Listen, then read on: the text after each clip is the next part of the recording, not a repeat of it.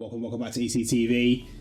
This video is a bit of a ramble that we had on stream the other day where we were talking about Le Mans Ultimate and the opportunity that I think I mentioned is narrowing over time as more and more people are getting interested in Le Mans content and WEC and IMSA content, but more and more content is coming out for the established sims that are out there already. So Le Mans Ultimate needs to get a number of things right and do them very quickly and very, very well to basically convince people that it's worth investing their time into, and also steer them away from the current established sims that have got, yes, some pros, yes, some cons, and will do some things better than each other. So it's not scientific, it's just a chat that I had on stream the other day. I hope you enjoy it. I'd be really, really interested in your opinions and your thoughts as well, so leave them in a comment down below after you've had a listen. We'll come to a conclusion at the end, but basically what we're talking about is, does Le Mans Ultimate have a place in the market, or is it already pointless? Hope you enjoy it.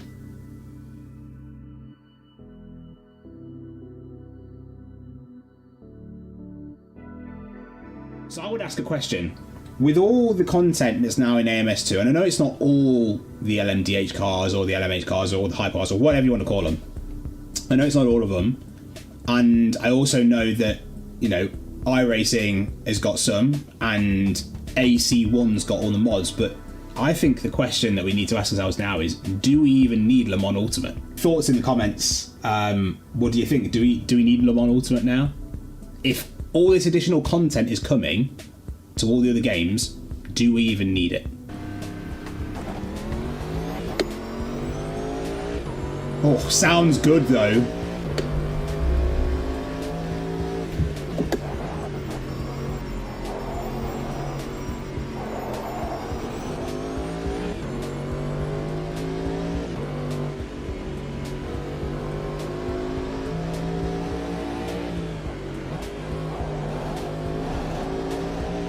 You know what I love about AMS2 is the handling, as much as it's not that realistic, you can just chuck cars around the track, it's so good. So factoring in, I don't mean just AMS2 though, I know we're playing that, but I mean, when you look at iRacing, when you look at AC with its mods and stuff like that, I was like, these feel good in this game. And then you look at everything else that's out there in iRacing and AC. So multiplayer in AMS2 is a tough one, we know that.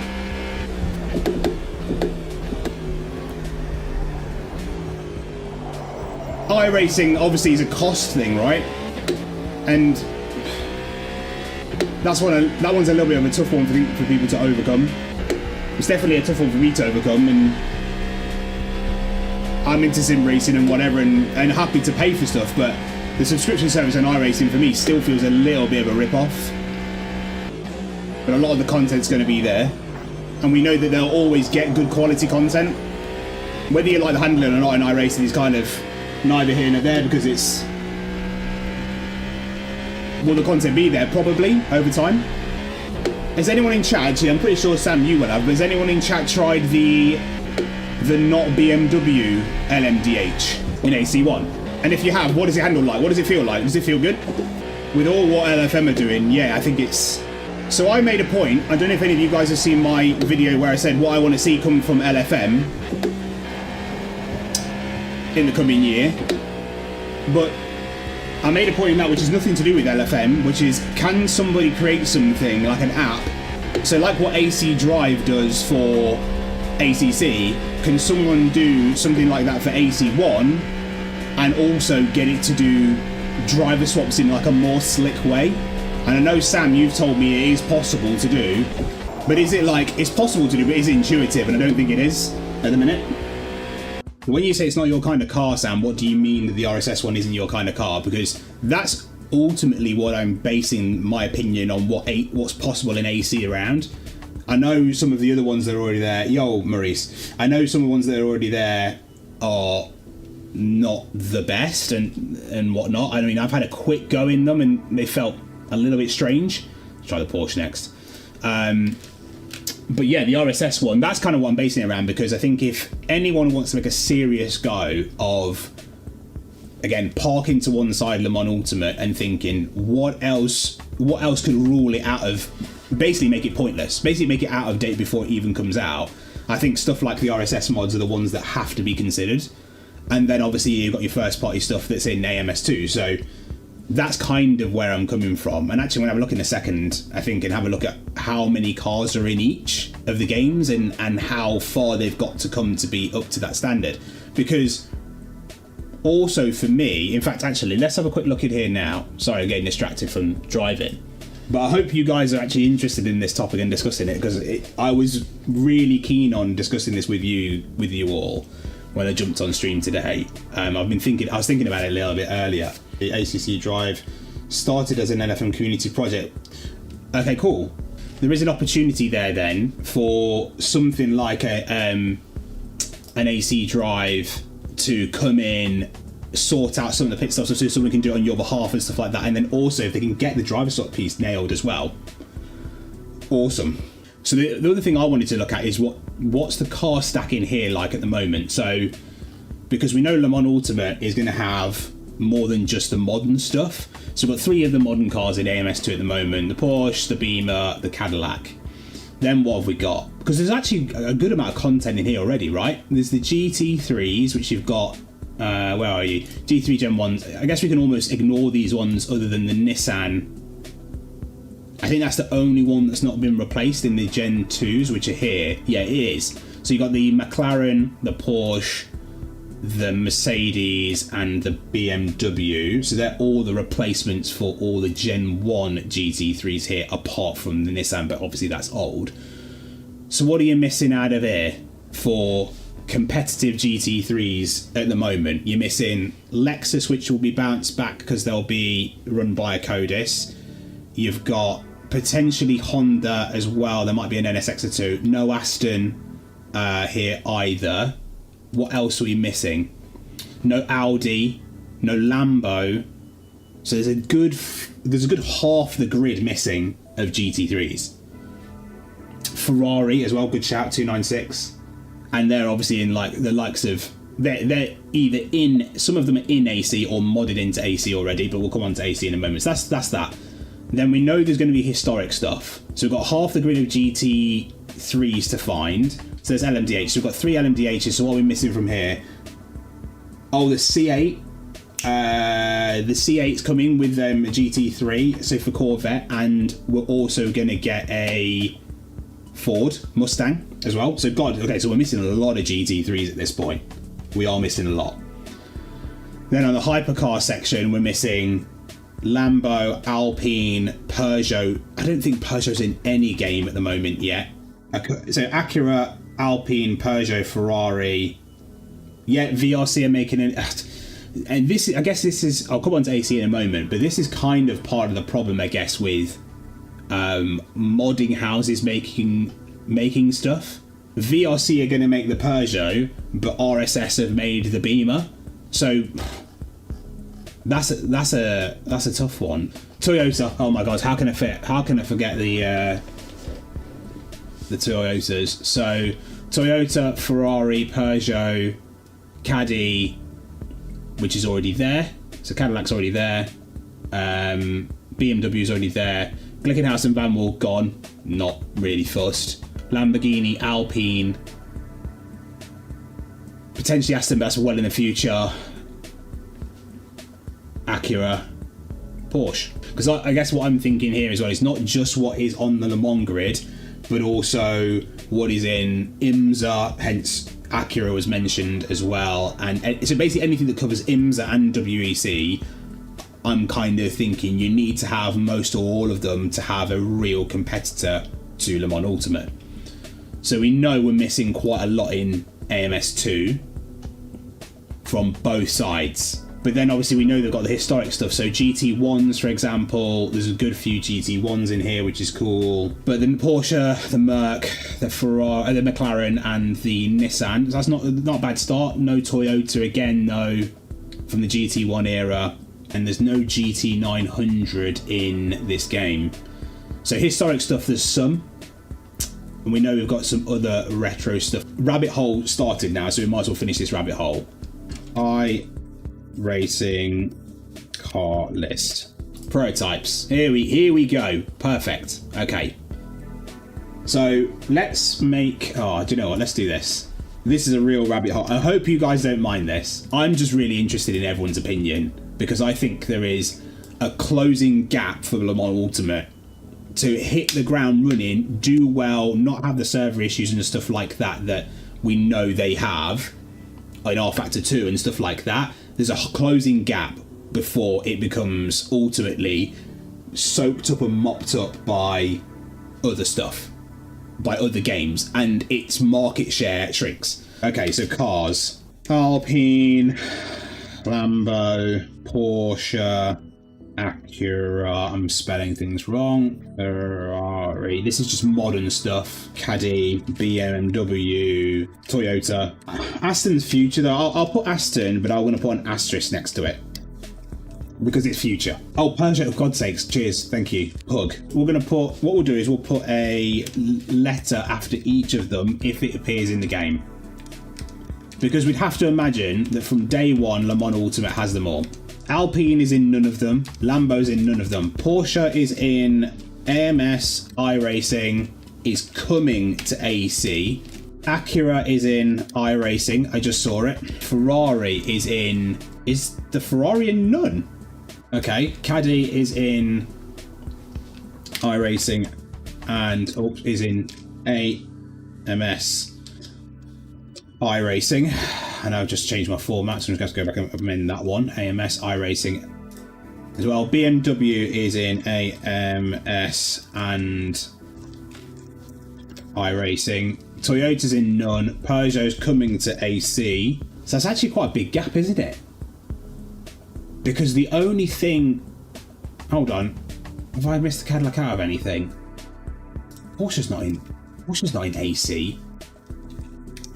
BMW's in AC. That's what I meant. Ish. It's in AC-ish. I'm not going to count Gran Turismo. No.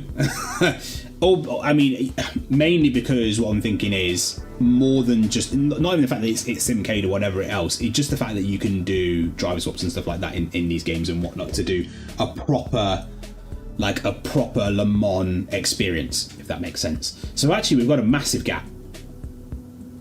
We've got an absolutely massive gap. And only one car being in all three of the major competitors. Porsche is coming to AC. All right, we'll include that then. So 2 cars. Which mod makers? I think paid mods. Yannick, I think paid mods count. Freebies. Unless it's from a really, really good quality, reputable mod house or mod team, I don't think so. Is Toyota in AC? GR010. Oh, it is. Okay. All right. Fair enough. URD have a Toyota. Cool. Okay, fine. So Toyota's in 1. It's still a massive gap, right? It's still a huge, huge gap. So what's the problem then? So we just park that for a moment because obviously they'll all have the track. I forgot about URD, to be fair. Right. We're just going to box this off now and then we'll drive. AMS2 pros. Pros are... Looks good. Sounds good. Drives well, if a bit unrealistic. Not that any of us are racing drivers to know. Runs well. Cons. Multiplayer. Handles unrealistically.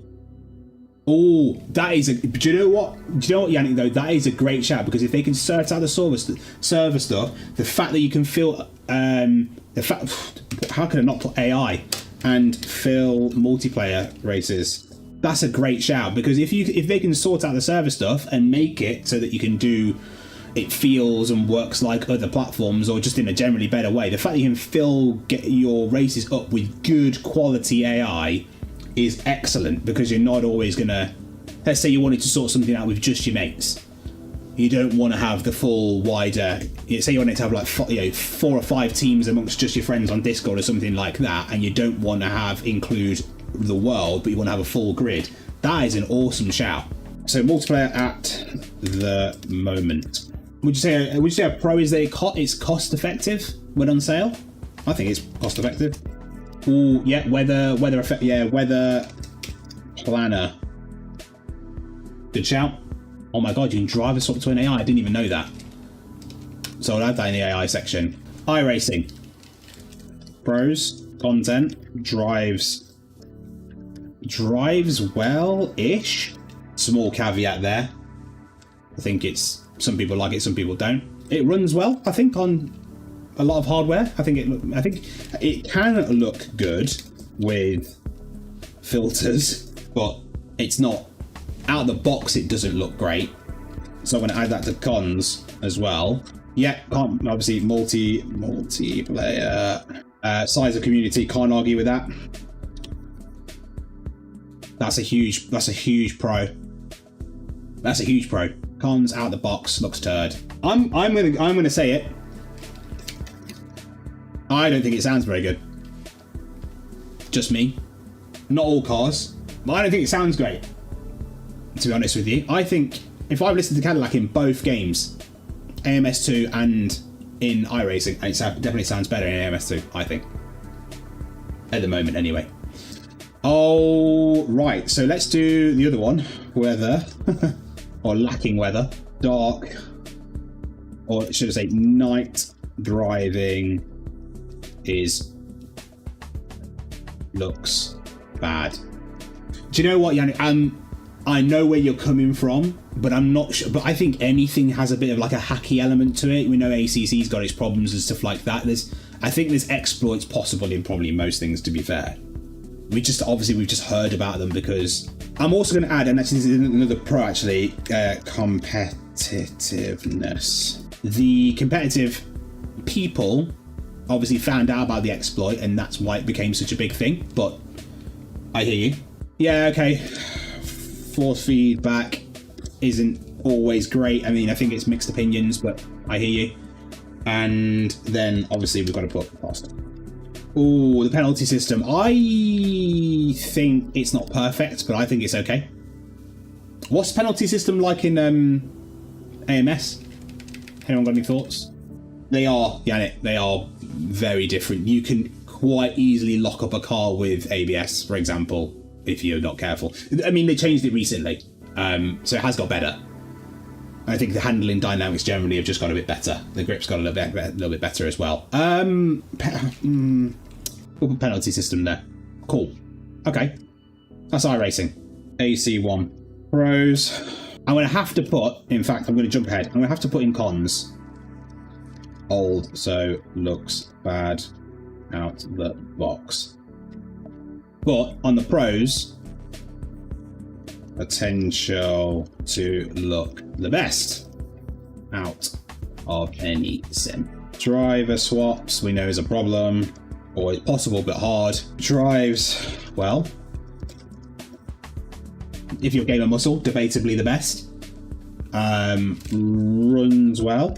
Size of community, but I'm also going to put in brackets fans, because it's got a lot of like diehards, hasn't it? I know iRacing has as well, but it's got a lot of people that are like AC forever. I can see where they're coming from, but they have. You can, obviously mods, obviously, well, I mean, I think it's going capitals, right? Mods for literally everything. You can drift diff board, also fair. So mods for literally everything, including penalty systems. So they can theoretically have it however you want, have it penalise people however you want. Is it hard to set up online? I don't think so. So you saying, Yannick, that you can simulate all those things. So simulate all course cautions and other localized restrictions. It's good. Yeah, drive swaps and team racing. Again, we know it's possible, but it's just convoluted. It's a bit clunky. Anything else? Otherwise, we'll move on, because I think we also need to do RF2, because Le Mans is based on RF2, so we need to talk about all the things they need to get right. Okay, do you know what? Yeah. You are. That's a really good shout, and I think that's a really big point, which is usability / ease of use. Once it's set up, it's great. So you've made exactly the right points, both of you have. Thank you. So usability, ease of use in Content Manager and setup. Once it's set up, it's drag and drop. Unless you're doing your visual mods. Oh, okay, cool. Right, so that's a definite con then. Yeah, for sure. Yannick, weather exists, but not up to scratch. We'll just put that. We know what we mean. Oh, flipping deck. Right, so pros for RF2 can look good. It does look good. I think RF2 looks good. I think it sounds good as well. Yeah, I mean, the fact that like LFM, Sam, have got it all kind of set up quite nicely so that you can just go in and click a bunch of stuff and download it. I know it takes someone's work to do that, but that's basically how it has to work, right? That's basically how it works. I haven't really played RF2, to be honest with you. We know there's server challenges. Size of community isn't big. Yeah. Okay. Handling. It's a bit of a strange one, isn't it? It's kind of like AMS. It handles a bit odd. It's a bit strange. That is a good point, actually, Maurice, as well. We didn't talk about that. So flags, local zones, things like. So basically, simulating, again, like I was saying earlier, simulating the feel of Le Mans. Obviously, you'd imagine it's going to be baked into Le Mans Ultimate straight away, but everybody else needs to think about it. And I don't think anything, even the cost that is iRacing, doesn't have anything like that. So we're going to say force feedback is good on RF2, but handling is a bit strange. I think that's probably about it, right? I think that's probably about it. So there's a much shorter list of both pros and cons for RF2.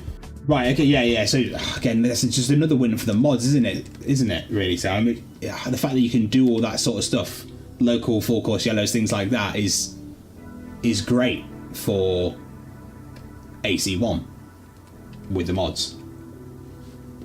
Oh my god, yeah, UI. You are actually right. I know the UI's got better, but it's still not amazing. And setup is not ideal. Cool. So I mean, it's a shorter list of both, but we know. But the biggest one, and the biggest one that people are going to want to simulate in Le Mans Ultimate, relies upon having good multiplayer servers, which we know they have problems with. So all the content will be there, new and old stuff, you'd imagine, but it's kind of taken care of elsewhere in little patches, but not completely. But what other games have, well, what features other games have is sometimes better than certainly what RF2 has, which means they have to then build all that stuff into Le Mans Ultimate. You'd imagine they would. But I think my conclusion I'm coming to from all of this, and we will get back to driving in a second, is actually, despite the fact that there's so much other good stuff elsewhere, with how much fanfare, prototypes and LMDH and WEC and IMSA and stuff like that is getting, it probably is needed. If they can get those cons sorted well. And size of community, I'm kind of going to write off Le Mans Ultimate, because you also almost need to look at it from a reset perspective, because people are going to buy Le Mans Ultimate for Le Mans Ultimate. It's not even being incorporated into RF2. So I think I'm going to park that one. But if they can sort out, improve the handling, improve the UI, make it easier to set up, and rid ourselves of the server challenges, then actually it might be worth your cash. I guess that's the conclusion I've come to. No, Yannick, you don't. You can only buy the bits you want to use. So if you only wanted to use the Cadillac, then you could just buy the Cadillac. As long as you've got the track, everyone else can be there, and you don't need to have bought the content. That takes care of that, so that's not too bad. Cool. All right, that was interesting. That is definitely. Do you know what? That's another good pro. That's a really, really good point. Yeah, that is another good pro, actually. You don't need all the content, unlike in AC.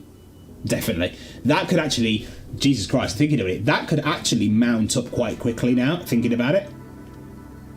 If they use a lot of paid content, so like say for example the BTCC cars, the VRC BTCC cars, you need all of them to drive the race, even if you're only ever going to take the Vectra, for example.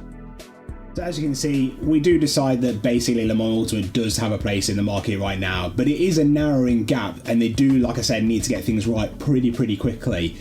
Time will tell if Sport Games can get their act together and sort out the server issues and stuff like that have plagued off Acta 2 for so long, that have caused issues with Le Mans Virtual and stuff like that, which, as far as I believe, up until the point of making this video, hasn't been announced yet. So I guess time will tell if it's going to be in Le Mans Ultimate or if we're not going to get one at all next year.